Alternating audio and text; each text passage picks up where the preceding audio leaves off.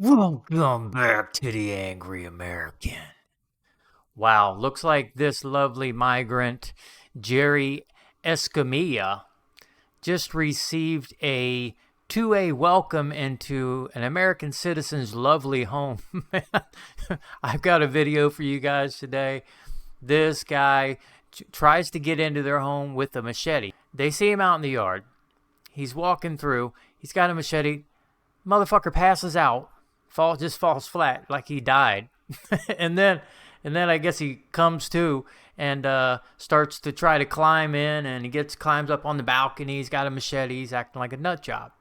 And you ask me, you might say, what makes you say he's a migrant? Well, carrying a machete is a very Central American, South American thing to do. Ask anybody who's from there or has ever been there. This is kind of how they roll in Central and South America. They roll around with machetes. Very creepy shit. So anyway, let's get to the video. Ordeal for the family who had just moved away from the city to feel safe. Luckily, no one was hurt. In video from Wednesday around 5 p.m., you see a man with a machete and a dog approaching a home in Liberty Hill near Bear Creek.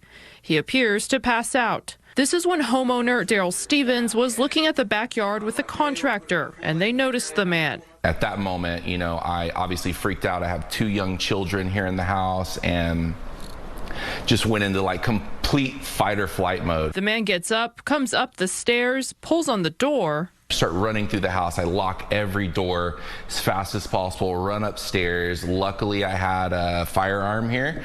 So I grabbed my 9mm, unlocked it, ran down as fast as possible. The suspect climbed the fence and was on the upper deck. I came out here with my gun, and he was standing right in front of this couch, the back couch with the machete.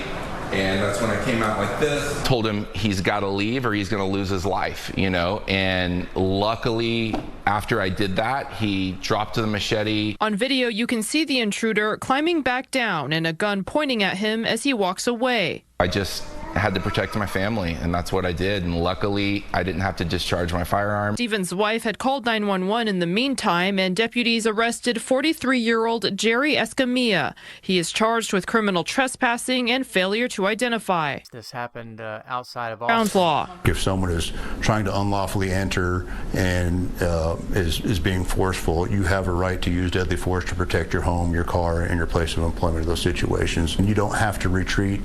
You have a right to defend yourself. Stevens and his family still shaken up. Fortunately for this guy, Texas as a whole has a stand your ground law because he lives, and that's why he moved out of Austin. That is a very left-wing controlled city. Just that city's gone.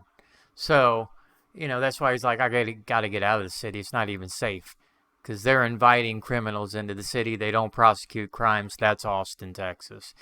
But fortunately for this guy, he was able to give this migrant, this dreamer, a wake-up call when he woke up.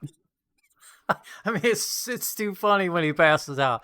When he woke up from his dream, he tried to come in with that machete, and it was just too funny. That's why I played that Indiana Jones clip at the beginning, because that's what it reminded me of. Never bring a knife to a gunfight, player.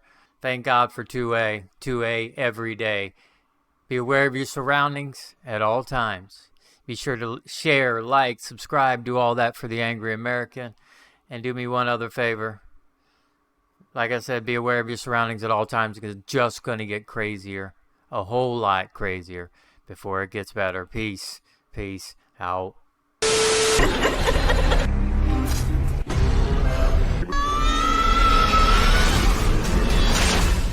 I learned about kids jumping on my lap. And I've loved kids jumping on my lap.